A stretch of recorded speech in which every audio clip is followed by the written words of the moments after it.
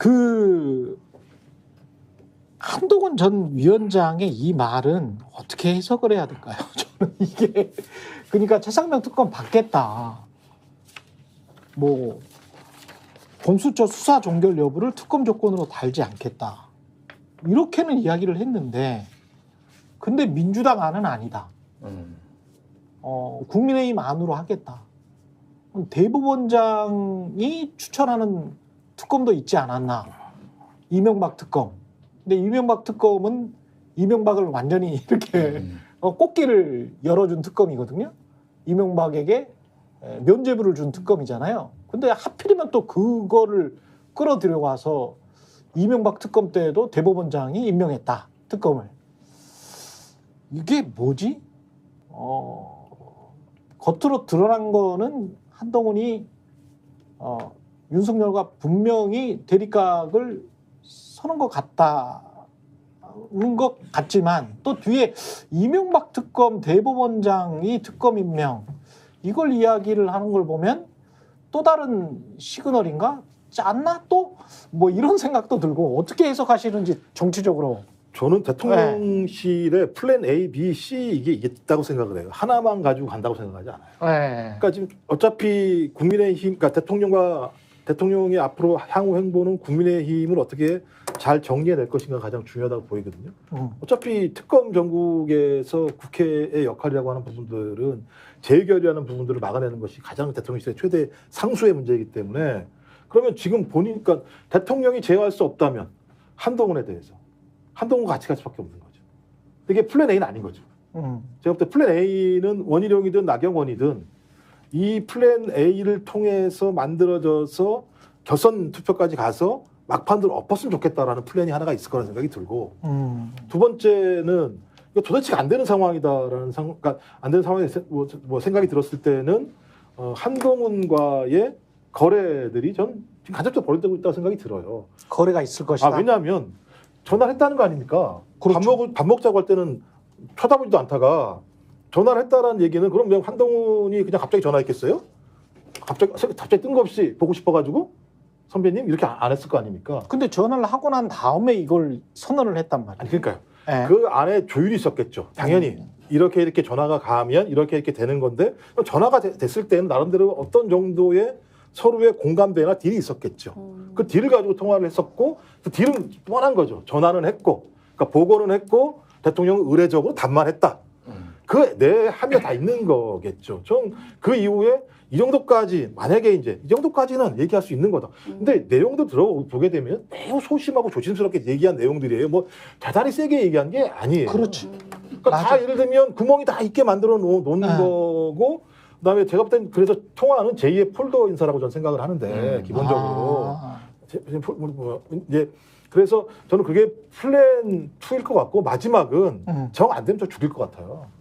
사람을 죽인다는 게 아니라 한동훈에 대해서 아니 못 나오게 하는 거죠. 뭐 한두 번 해본 거 아니잖아요.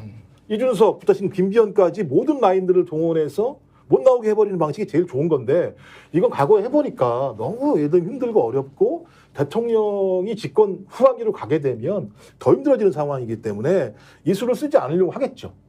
저는 이 플랜 A, B, C 중에서 대통령이 고를 수 있는 선택 지점을 만들어 놓는 거죠. 그리고 필요한 걸 고르면 되는 거죠. 옛날처럼 그립이 세가지고 내가 결정하면 된다라고 하는 상황이 아니기 때문에 뭐 제가 이거 추정입니다. 국민의힘 당원들의 선택이 참 궁금하네요. 일단 몇 가지 좀 쟁점들을 좀 정리를 해보면은 일단 제가 존경하는 김종욱 교수님이 그런 거 하지 마십시오.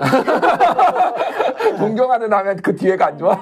아니 그러니까 이게 한동훈과 윤석열의 약간의 그 유대 아니면은 뭐 이제 막구거래 뭐 이런 거를 했는데 두 사람의 관계는 그 정도가 아니에요. 더 파탄 났어요. 진짜. 더 확실히 파탄 났다. 확실히 파탄 났어요. 확실히.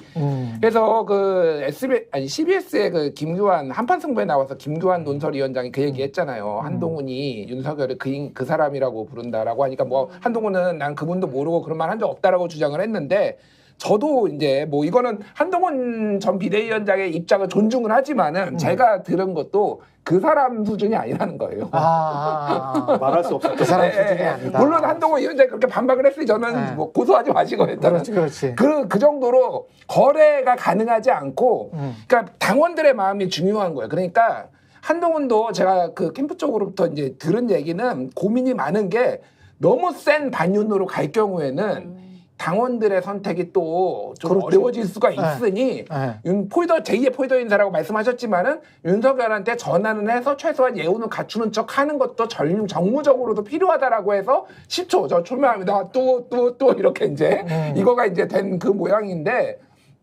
한동훈이 얘기했던 뭐 이제 대법원장 이거는 사실은 마음은 그냥 민주당이 하는 거 전폭적으로 받아들이고 싶을 수도 있을 거예요. 제가 보기에는 그 정도로 윤회대 그 정도로 안 좋아요. 그 정도. 진짜 안 좋은데 다만 그러면은 당원들의 선택을 못 받는 거지. 그렇지. 그러니까 당원이 이제, 지금 80%인데. 예, 그러니까 당원이 80%니까 이게 그리고 국민의힘 지지층의 여론조사와 당원들이 또 투표하는 거는 또 다른 어나더 레벨이거든요. 그렇죠. 민주당도 마찬가지고 그렇죠. 국힘도 그래요. 그렇기 네. 때문에 이거는 한동훈 입장에서 줄을 탈 수밖에 없는 거야. 그러니까 좀 맹탕같이 이런 얘기도 약간 하지만은 내가 또 이런 포지션도 있다라는 거를 약간 일종의 약간 줄을 타면서 이중 플레이처럼 이제 할 수밖에 없는 거고 김건희 특검은 안 받겠다라는 거죠. 그러니까 난 이게 맞아요. 더 재밌더라고. 나는 그러니까. 한동훈 거보다 최상병보다 김건희 여사가 한동훈에 정말 노발대발했다라는 얘기는 굉장히 많이 듣고 최근에 뭐 더 깊이 못 얘기하겠다. 그러니까 또 뭐 한동훈에 굉장히 빡쳤다는 얘기가 있어요. 그러니까. 네. 근데 이거는 왜 또 안 받겠다라고 얘기를 그러네. 하지? 김건희 특검을 안 받겠다라고 한 것도 또 특이 포인트네요. 그러니까 저는 굉장히 특이 포인트예요. 이거를 네. 어떻게 봤냐면 저도 제일 여기서 주목했던 게 그 최상병 특검은 좀 차별화를 해서 받을 수 있다, 필요하다고 본다라고 얘기하면서도 김건희 여사 관련해서는 수사 중이다라고 얘기하면서 특검을 안 할 뜻을 내비쳤는데 이게 두 가지로 봐야 된다고 봐요. 하나는 어대한에 대한 자신감이죠. 내가 이 정도 그 최상병 특검 정도 윤석열 대통령에 대해서 반윤으로 어차피 찍힌 거 본인이 이런 노선으로 가도 나는 어차피 당선될 수 있다. 라는 어떤 전략적인 판단을 했다고 보이고 또 하나가 김건희 여사까지 건드릴 경우에는 정말로 선택을 못 받을 수도 있다. 그래서 이거는 내가 안 한다라는 뜻을 보이면서 나는 완전히 적이 아니다라는 걸 보이면서도 본인이 지금 대국민적인 관심사가 된 지금 국민의힘 지지자들조차도 윤 대통령이 문제가 있는 거 아니냐라고 얘기를 한다는 그 최상병 특검에 관련해서는 민주당하고 좀 차별화하면서 받을 수 있다라고 하면서 아까 쪼잔하게 얘기하셨다고 하셨는데 여기서 대법원장이 추천하는 뭐 그런 특검은 그렇죠. 어떠냐 얘기했잖아요. 네. 근데 저는 그게 민주당이 받기가 굉장히 가능성이 낮고 또 하나가 BBK 때 한 적이 있다고는 하지만 결과가 좋지 않았고 굉장히 안 좋았죠. 그리고 네. 또 하나가 이론적으로도 맞지 않아요. 그러니까 수사와 재판이 나눠져 있는 게 사법의 근간인데 그러네. 법원의 대법원장이 특검을 추천하게 하자라는 안을 낸다는 것 자체가 특검을 진짜로 받을 생각보다는 뭐 맹탕 특검을 하거나 아니면 무력화하겠다는 뜻 아니냐. 그렇네요. 스픽스는 말하는 언론입니다. 대세는 유튜브, 그중에서 스픽스. 좋아요, 댓글, 구독, 알림 설정. 여러분이 저희를 사랑해 주시고 우리가 여러분을 사랑하는 4가지 방법입니다.